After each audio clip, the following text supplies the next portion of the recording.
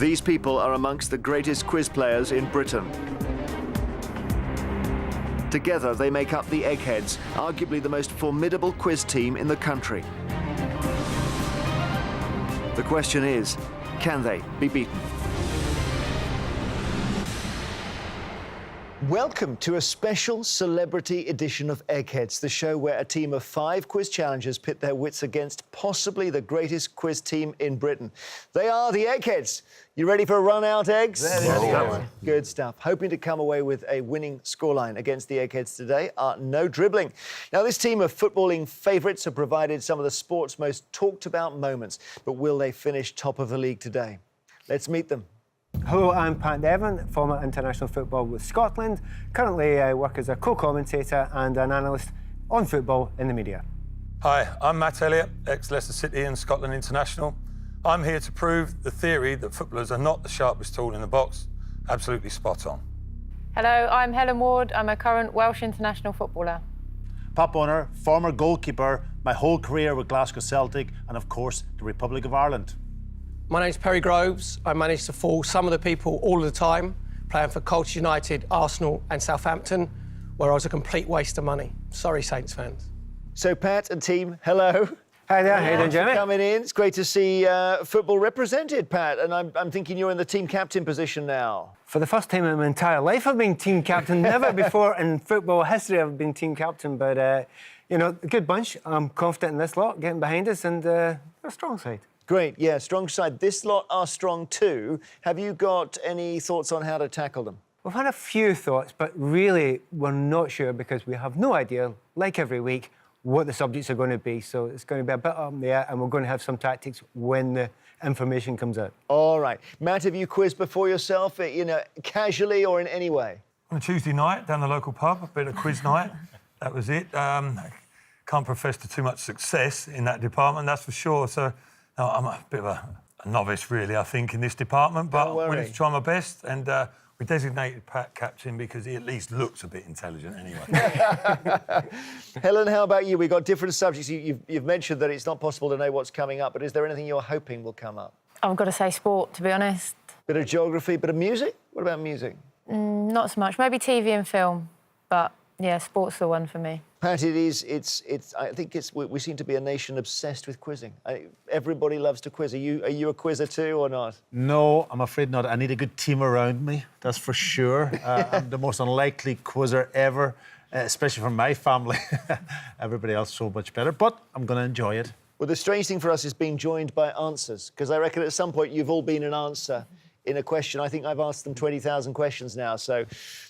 Perry, you've definitely been an answer in there, but I guess that doesn't necessarily help unless you come up today. How are you feeling at the end there? It's a lot more nerve-wracking than when you watch it on the telly. So I watch it like Monday to Fridays. Do you? And, yeah, and they come up and they said good luck and I hope it goes well. They didn't mean it. No. It's like when you shake hands before the game. They didn't mean it. No. They're going to be two-footed tackles flying in all over. You've absolutely got them nailed. So you watch it every day, do you? Yes, I do. 6 o'clock, yeah, all the time. And do you, when you watch it and you go, you know, can you find yourself getting them on multiple choice quite well or not? Yeah, not bad, actually. I think it's just when you go head-to-head, that's going to be the real test. No, it's when you go head-to-head. This is good. I'm loving it. We've got at least one Eggheads fan here. Listen, good luck, team. It's great to see you. We really appreciate your time today. Every day there is £1,000 worth of cash up for grabs for our challengers' chosen charity. However, if they fail to defeat the Eggheads, the prize money rolls over to the next show. So, brilliant, no dribbling. The Eggheads have won the last 12. It means that the jackpot is £13,000 because nobody's yet taken the money. So it's set well for you, I reckon. The first head-to-head battle will be on the subject of film and TV. So it's one of you against either Beth, Kevin, Chris, Barry or Dave. Right, well, I certainly didn't have it as my first choice, and I certainly was a couple of you who were interested. Helen, you were vaguely interested in that one? Yeah, I'm happy to give it a go. Happy to give it a go? Yeah, go for it. I don't mind. Might as well get out of the way early doors. I think there's a few of us happy with that one. To be fair, I'll pass the buck. Helen can do it. OK, Helen on film and TV. Choose an Egghead here. Who looks as if they haven't been in a cinema for a while? Perry watches this all the time. You must have a little bit more information. I watch it pretty regularly, but you are constantly watching. To be fair, it's got to be Kevin and Perry go large, isn't it? So it's got to be Kevin, isn't it? Don't you think? Oh, you stitched Helen there, haven't you? What do you think, Helen? Yeah, we'll go for it. Why you not? happy to You sure go you're not away? being bounced into this? No, it's Don't worry. fine. it's not a I'll bad get it out of start. the way nice and early. Okay, good stuff. Try and take down for the the general. Grandmaster. An early goal, you know. It's always a Yeah, good thing. well, sometimes just try and just shoot. Helen from No Dribbling, taking on Kevin, the Grandmaster, from the Eggheads. To ensure there's no conferring, would you please both take your positions in our famous question room? Film and TV is the subject. Helen, your choice. Would you like to go first or second? I will go first today, please. Here we go. Good luck. In which 2003 film do Emma Thompson and Hugh Grant play sister and brother Karen and David? It's a 2003 film, Helen. Is it Love Actually, Notting Hill, or Four Weddings and a Funeral? My immediate reaction was Notting Hill, but I'm going to go with it. It's going to be my gut reaction. I'm going to go Notting Hill. Notting Hill is your answer. Kevin, is this right? I think that was a bit earlier, wasn't it? About 99, something like that. I would go for Love Actually. Love Actually is the answer. Helen, sorry. Yeah, as soon as I said it, I think I should have gone for that, but never mind. That's always the way. That is the way it happens. Okay, Kevin, your question. What is the stage name of the Australian actress Melanie Bounds, best known for her appearances in the Pitch Perfect films?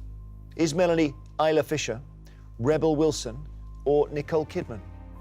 Well, the one there who's, I must admit, I didn't know about her real name there, but the one of those who's in the Pitch Perfect films, I don't think Isla Fisher pops up in those. Certainly it's not Nicole Kidman.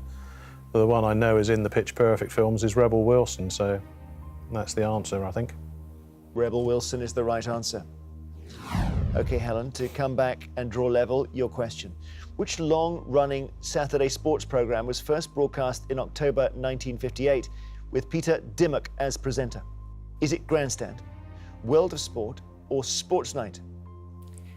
This is going to be a bit of a guess, I'm afraid. 1958's just a bit before my time, so I'm going to go with Grandstand. You're absolutely right. Well done. Grandstand it is. The lads are cheering. Kevin, which of these is the title of a film starring Jacques Tati? Monsieur Hulot's Christmas, Monsieur Hulot's Honeymoon, or Monsieur Hulot's Holiday? This was Monsieur Hulot was a very long-running character for Jacques Tati. He did a lot of films based on that character over the years, and this was the first one back in the late 50s. I've actually been to the place where they filmed it. They have a statue there of him of Jacques Tati as Monsieur Hulot, and it's Monsieur Hulot's Holiday. Monsieur Hulot's Holiday is right. Trust Kevin to have seen a statue, eh? That's how he rolls, I'm afraid. Helen, you need this to stay in. In which Coen brothers film starring Nicolas Cage did Randall Cobb appear as Leonard Smalls, aka the Lone Biker of the Apocalypse? Raising Arizona, Fargo, or Miller's Crossing? The only one of those three that I've heard of is Fargo, so again, I'm going to guess with that. Fargo. Fargo is your answer. I'm thinking they might all be Coen brothers. Are they, Eggheads? They are all Coen brothers. Okay, do you know which one it is? Raising Arizona, I think. Raising Arizona. Raising Arizona is the answer, Helen. So I'm sorry, there's no way back for you in this round. Kevin will go into the final, but as Perry told us, he's a very good player, and it's quite a good tactic sometimes to hurl yourself at him very early on. Come back to us, both of you. We'll play round two. Okay, so No Dribbling have lost one brain from the final round. The Eggheads are still all there, and we need to try and change that if we can, challengers. The next subject is politics. So who would like that? He knows. I'm we out. did say. This is the one that nobody at all Pass wanted, the ball. including me. Yeah, but Pat, lead by example. You're the captain. I'll give any of you a chance if you want to take it. You're right, thanks. I would, Thanks for but asking. I'm out, I'm afraid. Sorry. Another go, yeah. Very kind of you. I was holding out for art and lit, but I'm not going to get it, so it looks like it's going to be me. Okay, Pat, well, that is, as Perry's suggesting, a brave example. The captain goes into the breach, against which Egghead can't be Kevin, any of the others, who looks like they've never heard of number 10 Downing Street. What do you think? I don't think they're all going to be pretty strong on that. Yeah, I think myself. so. Go on. What about Baz? What do you think? Let's go with Big Bad Barry, come on. He's staring at us, pretending that he knows a lot about politics, but I'm not sure. I think it's a double bluff. No, I'm not sure. You got any instinct? Dave? Dave, go for Dave. Yeah, go for What do you Dave. fancy? Go for Dave. Go on in. Dave. Dave? OK. Pat from No Dribbling. They're going to choose you, Barry. They swerved you. Versus Tremendous Knowledge Dave from the Eggheads. To ensure there's no conferring, please take your positions. Well, Pat, your professional football career almost didn't start because Celtic thought you were too small. And they may well have been right at the time. Actually, in the end, it was probably the best thing that happened to me because I went away, got a little bit more education and looked at football in a different way. By the time I came back to it, I was playing it for the love of it and not through fear. So although it was a sad time at the time, it worked out quite well. And I guess you are most associated with Chelsea, as well as Everton, Tranmere Rovers, but Chelsea in particular. Well, it depends where you go. I understand why I'm saying that. Yeah, and well, I know exactly why you're saying that.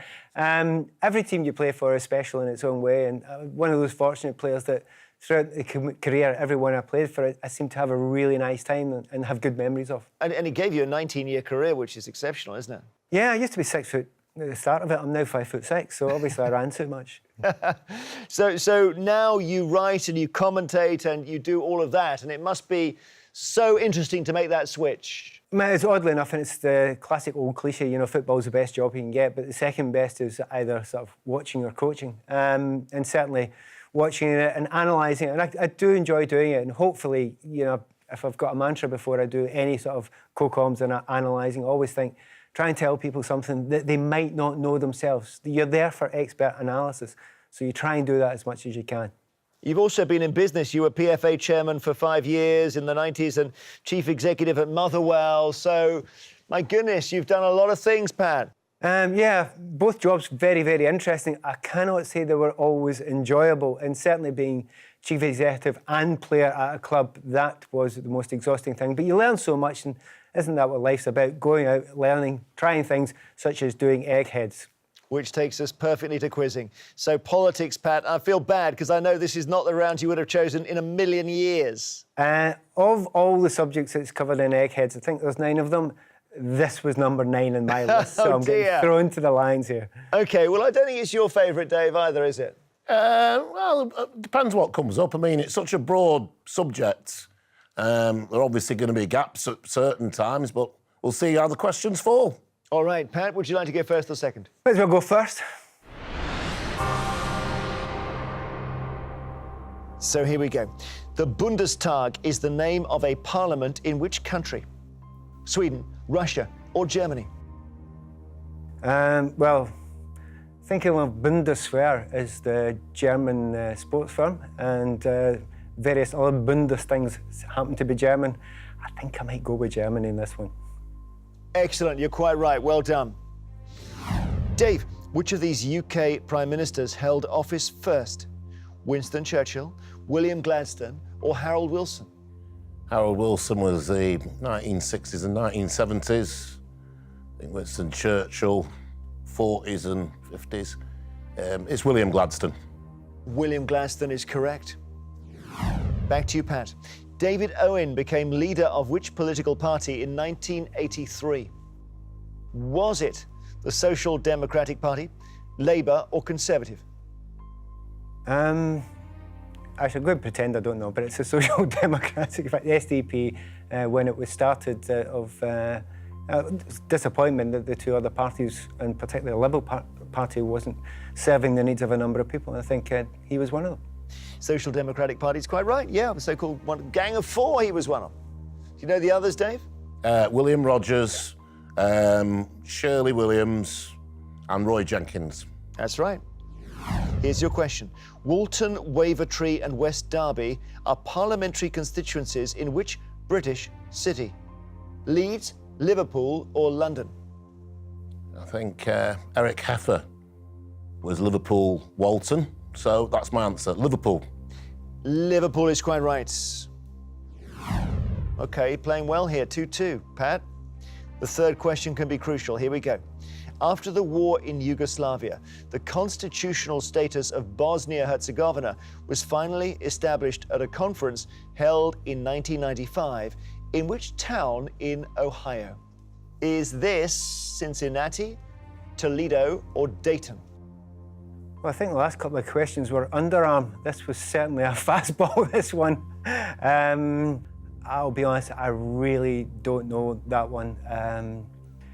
But somewhere in the back of my brain, the word Dayton is shouting out at me. There certainly were some important meetings had politically in Dayton, so it's a 90% guess. I'm going for Dayton. So, OK, to make it 3 out of 3, you've said Dayton. Let's just see about the other two. Eggheads, Cincinnati, which state is that in? They're all Ohio. They're all Ohio, are they? Yeah. Toledo's in Ohio, so the Ohio bit doesn't help. What's the answer, Eggs? Dayton. Dayton is the right answer. Well done, Pat. Good quizzing, 3 out of 3. Dave needs this to stay in. The journalist Valérie Trierweiler is a former partner of which prominent French politician? Is it François Hollande, Nicolas Sarkozy, or Jacques Chirac? I believe it was Francois Hollande. François Hollande is the right answer. So we're level after 3. And it gets a bit harder now, Pat. I don't give you alternative answers. Here we go. Li Peng was Prime Minister of which major country from 1988 to 1998? It's just 2 words, I should say. The first word is L-I and the second word is P-E-N-G. So Li Peng. Very difficult. I don't think that sounds Korean. Obviously, I think we're talking Eastern here. It's obviously, I don't think it's South Korean either. Because the Lee is L-I? L-I. L-I, so it would be Lee, L-E-E if it's Korean. So moving up a bit towards, again, doesn't sound Japanese to me either. It sounds, I immediately wanted to jump in and say China.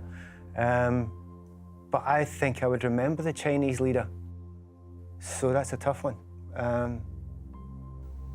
I'm going to have to go with China, although I'm with absolutely no confidence. That's okay, because they have presidents as well, don't they, as prime ministers? So Li Peng might not have been as memorable as you imagine. You're right, China is correct. Well done. We're on sudden death. Dave, we go to you. You need this to stay in. In which decade was David Cameron born? David Cameron? Yeah. Which decade? Yeah. If I'm not mistaken, England won the World Cup that year. So it's 1966, so the 1960s, please. The 1960s is quite right. Sudden death, you haven't put a foot wrong yet, Pat. The standard full term for a governor of the Bank of England is how many years? Now, currently, it's jumping out immediately 4, but I don't want to dive into 4 because obviously you're thinking of the Prime Minister. I'm really guessing 4 or 5. I'm in guess land here. Needs time to change things. 5. Eggheads, do you know? No, not sure. Might have gone for 5 though. No. No. It's not 4 or 5. It's 8. Well, I needed time to change things. Okay, Dave, your question for the round. Sudden death we're on. At the 2002 Conservative Party conference, Theresa May famously warned delegates, you know what some people call us? The what? The Nasty Party. Nasty Party is the right answer, Dave. Well done, you've taken the round on sudden death. Sorry, Pat, you played really well there, considering it's not your choice of subject. Pretty gutted because I knew the answer. I'm sure you did. So knocked out by our Egghead. Please return to us, both of you. We'll play round 3. So as it stands, No Dribbling have lost a couple of brains now from the final round. The Eggheads are all still there. We're worried, Pat, they haven't got a question wrong yet. Yeah, I'm wondering if they've had one serious wrong yet, but no, they're in absolutely brilliant form. And, Well, good quizzing from you as well, Pat. No question, we can tell you're a quizzer. The next subject is arts and books. Now, who would like this? That was going to be yours. We're not carrying much luck here, gang. We really are not carrying much luck. Not getting much assistance here, are we? So I'll take one for the team. I think Perry, Okay, Perry, big Eggheads fan. Against which Egghead? Perry, you can have, obviously you can't have Kevin or Dave. Any of the others? I'm going to go for Beth. Perry from No Dribbling taking on Beth from the Eggheads. Please go to the question room now. Perry, we noticed at the start you apologised to Southampton fans. Well, I had to. They bought me for £750,000. Scored 2 goals, so £375,000 a goal is not bad value, really. But the song that Arsenal fans still sing is "We All Live in a Perry Groves World." Yeah, it's quite humbling, really, because there's a lot better players than me that don't get sung about. But if they forget to sing about me. I got 5 of my family to go to the Emirates, and then they start singing it, so it puts me back in their minds. And that was the title of your autobiography as well, so perfect title. Perfect title, but number 7 is always Liam Brady, quite rightly so. Yeah, now what's because I've heard them singing it, and I'm thinking, how does that happen? They go through, it's the tune of Yellow Submarine, and then it gets to 7, and it's not you, it's Liam Brady. What's that about? Because he was that good, and there's only one number 7 for, as far as the Arsenal fans are concerned. But you're always exceptionally modest about your football. You say, oh, all these players are really good, and I was just kind of running around. That's a good description. You must have seen me play at Highbury a few times. So. But I was just privileged. Pat will tell you, and Matt, and all the chaps on our team will tell you that we're just privileged to play football. It's not a job. You're getting paid to sort of play out your hobby. Yeah, and you had some great football moments with Arsenal, particularly the 1987 Football League Cup, and then 2 First Division titles in 88, 89, 1991. So you saw some of Arsenal's greatest years. Yeah, I think most people remember the 1989 May the 26th up at Anfield when we had to beat them 2-0 to win the title, first one for 18 years. And people know their football, know that I took the whole back 4 away, and then Michael Thomas could run through the middle and score in the 94th minute. What's the movie that features in? Fever Pitch, isn't it? You've obviously seen that, Perry. Is that a question? Yeah, that's right. You can have a point if you say yes. Yeah, Fever Pitch. Nick Hornsby. Yeah. All right. Well, I love the fact you watch Eggheads and you watch it, every day, so you know what this is all about. And this is the point at which I say you're doing arts and books, and would you like to go first or second? Again, got to go first. OK, up against Beth, our newest Egghead. Here we go. The artist Pablo Picasso died in which century? Perry, is it the 20th, 19th or 18th? Can I go second, please, Jeremy? Well, I think he was... I'd say Pablo Picasso was the 19th century. He died in the 20th century. How do we logically get there? He did do First World War-related paintings, didn't he? Was Guernica... Well, that's one Spanish Civil War. Spanish Civil War. 36. Yeah. 36, OK. Yeah. Actually, funny enough, died in 1973. Perry. Beth, your question. No, I never guess. It's the shocking habit are the words of which literary detective from a novel first published in 1890? Is it Miss Marple, Sherlock Holmes, or Inspector Maigret? That's the only one from that period is Sherlock Holmes. Sherlock Holmes is right. OK, you've got to get her into a Perry Groves world now. Perry, get this right. Put some pressure on. Cool the Midlife is a 2015 book about embracing middle age by which broadcaster and DJ? Greg James, Joe Wiley, or Chris Evans? Cool the Midlife. I think it's sort of titled that Chris Evans might write about, with a midlife crisis with all that went on in his life with Virgin Radio and stuff like that. So I'm going to go for Chris Evans. Perry, you're absolutely right. Well done. Chris Evans it is. Yes! Come on. Come on. OK, Beth, in Jane Austen's Sense and Sensibility, there are 3 Dashwood daughters, Eleanor, Margaret, and which other? Is the third one Marianne, Mallory, or Marjorie? The third one is Marianne. Marianne is right. Oh, Perry, I thought you might slip up there. So it means you need to get this one right to stay in. This is the line of poetry, OK? And how the silence surged softly backward when the plunging hooves were gone are the final lines of which famous poem? Is it She Walks in Beauty by Lord Byron, The Listeners by Walter de la Mare, or Ozymandias by Percy Bysshe Shelley? This is going to be a total guess, and I've been watching Eggheads. Normally you go straight down the middle when you're struggling a little bit, so I'm going to go for The Listeners by Walter de la Mare. The Listeners by Walter de la Mare is the right answer. Well done. Oh, yes. That's what you get for watching Eggheads, Jeremy. That's what you Come get. on. That's it. Brilliant. All right, now Beth can take it with this, but let's see. What is the title, Beth, of the debut novel of Cowie Hart Hemmings, which was turned into a film starring George Clooney? Beth, is it The Descendants, Syriana, or The Ides of March? Well, I know these are probably all George Clooney films, but 2 I know are definitely Syriana and The Ides of March.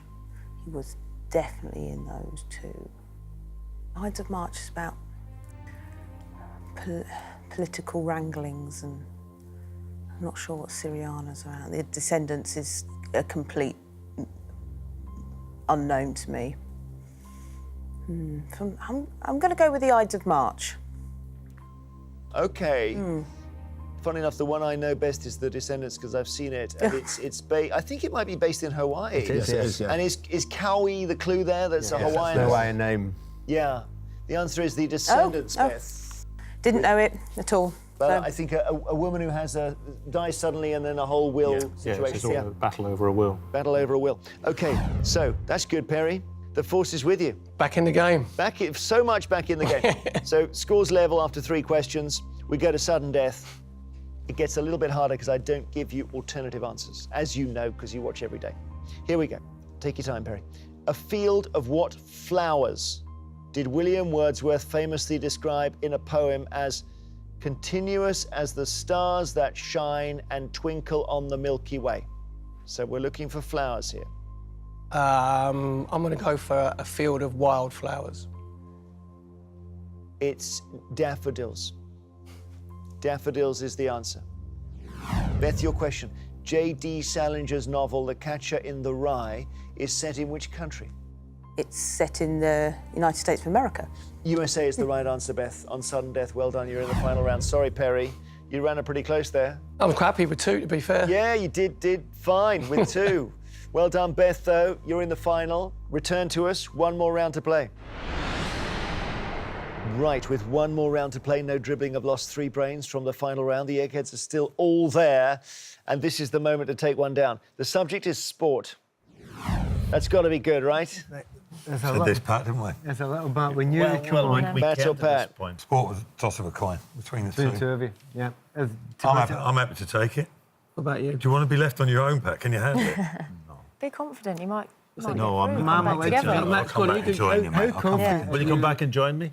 Will you seriously Yeah, I'll come come back and and see join you. me? Bullish. Yeah. Mate, Do you know that's what bullish. I like that. I've only met him today, and I want to see some more of him. All right, Matt.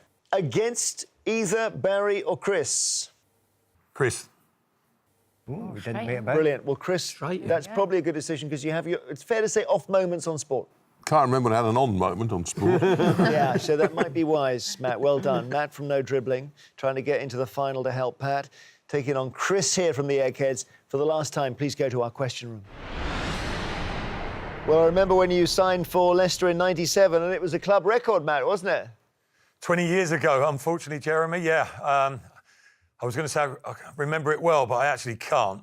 But yeah, I had some great times at the club and some great times since as well. And yeah, it was 1.6 million, which then was a heck of a lot for them to pay. And you then had a very long career as a defender with Leicester.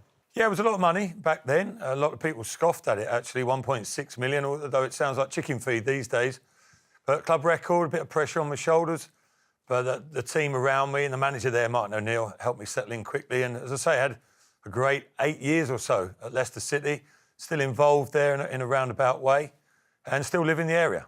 And therefore, as a fan, in the 2016 season, when they lifted the Premier League Cup, you must have been overjoyed. Yeah, it went absolutely berserk. I mean, I work in the media side of things, so I was directly involved, fortunate enough to go and watch every game, and you could see it developing, the procession towards the Championship. And the way it came out eventually was unbelievable. Unbelievable scenes, not just around the football club, but around the whole city.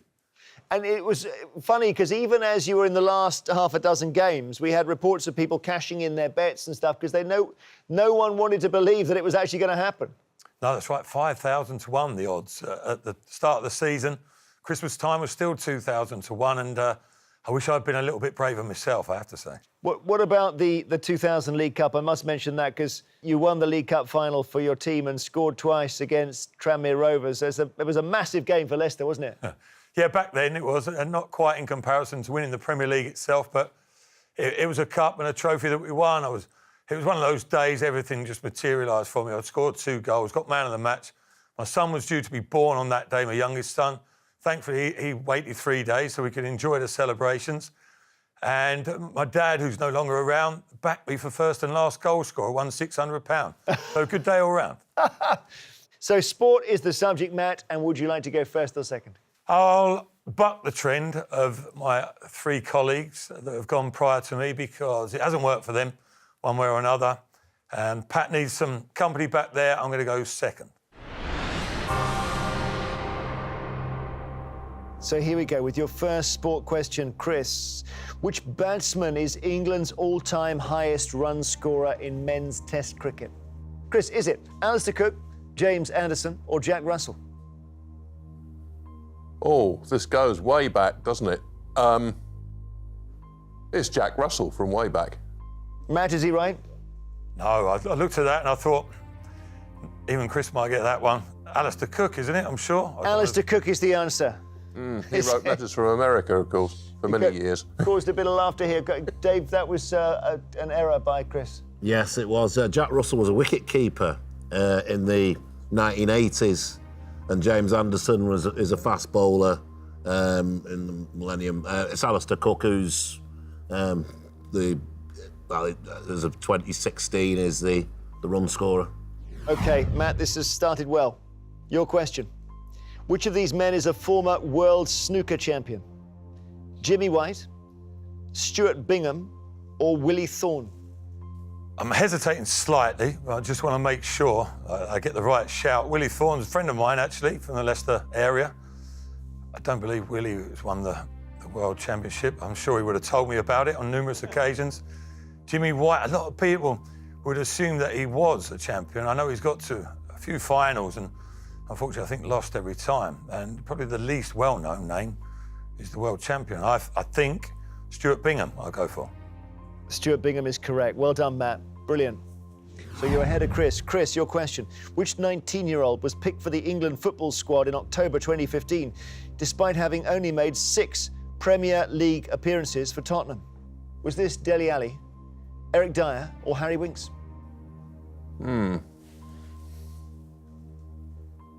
I'd go with Eric Dyer. Now, you're wrong again, I'm afraid. Dele Alli is the answer. So, what can I say, Matt? This is going the way we wanted it to. Get this right, you're in the final.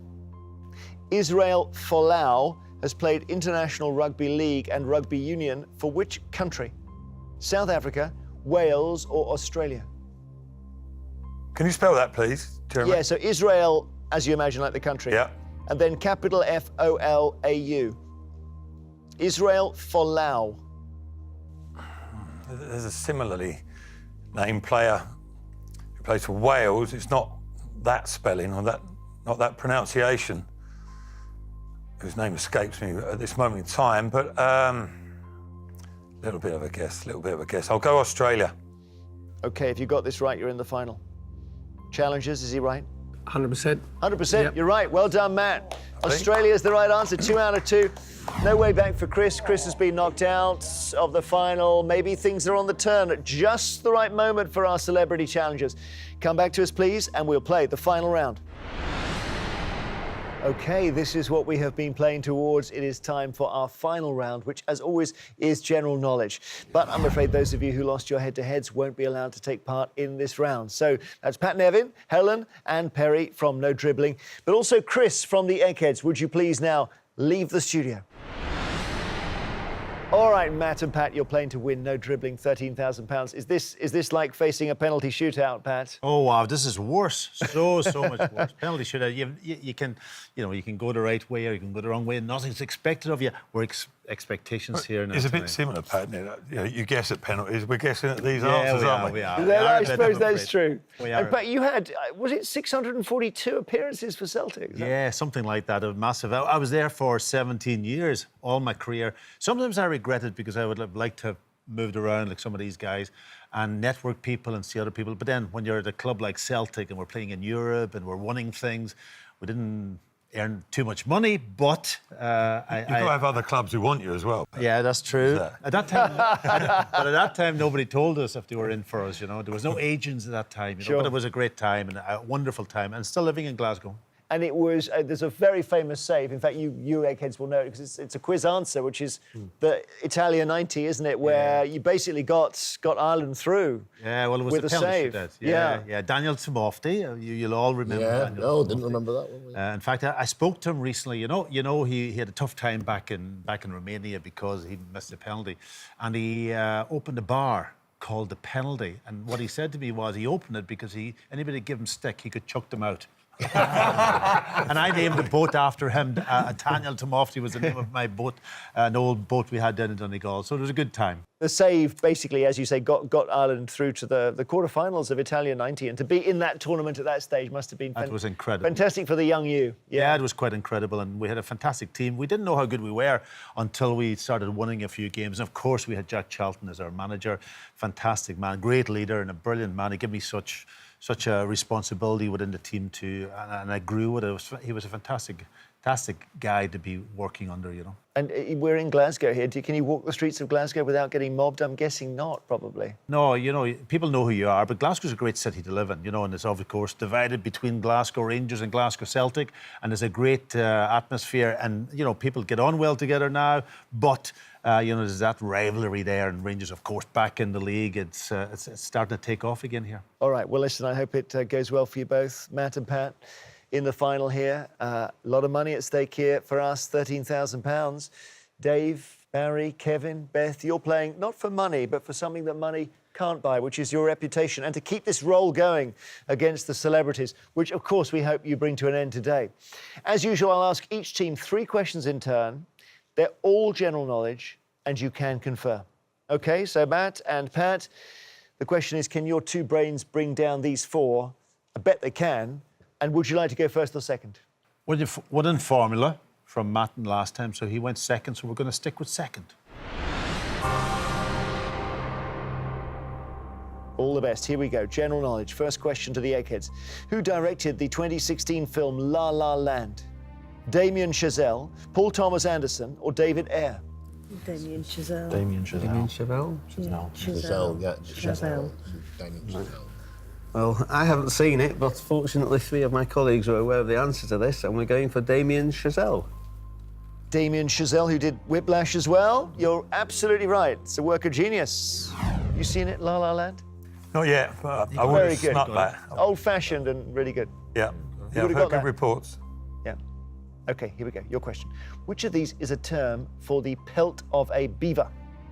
Skelm, plew, or forge? The pelt of a beaver. What do you think? Let's work this one out. What comes, scalm comes to me. I don't know the reasoning behind that, but that's as far as I'm getting at the moment. A beaver, plew, forge? Forge? No, it doesn't sound right, does it? Forge of a beaver. Skelm, plew. Plues are just plumage, feathers, yeah. no, but that's PLU, isn't it? But Yeah, but plew sounds. Skelm doesn't really do it for a me. bit harsh. Yeah. A bit harsh. Plew? What do you think? I don't think plew. You don't think? If I'm honest. So we're going to have a fight here. This has always been bubbling over all day between me and you. Centre half and a goalkeeper. There you we see, that's go. what happens. Skelm.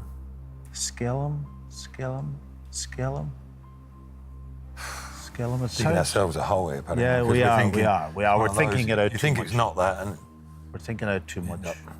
Of a beaver. Skellum of a beaver. Plew of a beaver. Forge of it. We've knocked forge out of it. Yeah? Yeah, which is always concerning. Yeah. The one you dismiss quite regularly isn't it? Yeah. I'm pretending I know. I'm pretending I've got half a clue there. No, but you were very strong at the very start when I came. You had a good hunch on it. Maybe it's just a Yeah, skelm, I don't strong, know. powerful word, isn't it? I don't know. Okay, on. let's go for... Our answer's going to be Skelm, because it was very strong. Skelm. OK. It's not forge, it's not skelm, it is plume. But I don't know if plew is related to plumage or what. I liked your little thought there. Yeah. Would you have known that, plew? As soon as the choices came up, I had without knowing why, I thought it's Plu, but I don't know why, so I can only assume I must have seen it somewhere. the Plu of a beaver. Wow. Okay. Okay, Eggheads, your question. What is the name of the traditional Maori greeting that involves the touching of noses? Is it roto, hongi, or haka? Hongi. Hongi. Yep. We're all happy with hongi? Yep, that's it. Yep. No, we're all happy with hongi. Really? I thought you were going to go haka there. What's haka? Haka is the war dance. The war dance. Hongi is the right answer. I was hoping they'd go astray there. So we need this. You actually, yeah, because you let them go first, you do need this. Okay, come on, guys. Take your time. Which female politician became Prime Minister of Israel in 1969? Is it Golda Meir, Edith Cresson, or Hannah Sukotska? For me, it's Golda Meir. I went against you last time. I can't dare do it again, can I? Because you were right. I think it's Golda Meir. Have you got any reasoning? No, the name Just the what name's you familiar. fancy. The name's familiar to me. Yeah. Golda Meir. The other two, I don't recognise them. Golda Meir is the one that I think it is. Shocker. We get this wrong, we're having a We're shocker, out. aren't We're we? gone. We're gone. But for me, it is. Oh, mate, yeah. I'll go with you on that. I'm gonna say I'm taking a punt on this one. I'm taking the lead on this one. Crack on. I'm gonna say Golda Meir. Golda Meir's quite right. Get it. Well done. Sir. You've stayed in. Now we have to hope the Eggheads fall into confusion on their third question. Which Italian football club are sometimes referred to as I Lupi, meaning the Wolves? Is it AS Roma, Juventus, or AC Milan? It should be Rome, isn't it? Yeah. Because they've got the wolf, Yeah. as in Romulus and Remus, Yeah. on So, That makes sense. their yeah. badge. I can't think of any reason why Juventus or AC Milan Because would. Juventus are the old Juventus lady, the old lady, the Rossoneri. Bianconeri and AC Milan are Rossoneri. Yeah. I'm sure Roma have got the wolf on the badge, I think. Got to go with that, yeah. Okay. Yeah, AS Roma. Well, I think the clue here is the wolves, because the she-wolf is a symbol of Rome, who suckled Romulus and Remus. So on that basis, we're going for AS Roma. Well, let's check with our footballers. Is that right? The Wolves? I think it's. I would go with that one. Yeah, it makes sense to us. If it's right, the contest is over. The correct answer is AS Roma. We say congratulations, Eggheads. You have won. It's that Plu. Yeah. Well beaten. The Well Schelm. beaten. Should have kept quiet. No, it was kept quiet. impossible to know, and no criticism. I'm saying that. I'm hoping you agree with me, Pat. I'm taking consolation. The Eggheads weren't too sure either, so we can No, they weren't sure. take some comfort out of that. And also, it's always a good footballing thing to, as you say, Pat, to have an argument start between a goalkeeper and a defender. That's part of football. Well, he was so successful in his own round. I had to go with him. Yeah. He was very An argument strong. or a mix-up. He was very strong at the start. Well, thank you so much, team, for coming in. I hope you enjoyed it. Thanks for watching Perry every day. We still feel chuffed about that. Commiserations, challengers. I hope that was fun. Yeah, good. Good stuff. Thank you. The Eggheads have done what comes naturally to them, weaving across the pitch and one-touch passing today. The winning streak continues. I'm afraid it means that you haven't won the £13,000. So we're going to take that money, roll it over to our next celebrity show. Hopefully someone will win it at some point. But my goodness, the Eggheads are on this roll with the celebrities. No one seems to be able to put a shot past them. Join us next time to see if a new team of challengers have the brains to do it. Surely somebody can. There'll be £14,000 to play for. Until we quiz again, goodbye.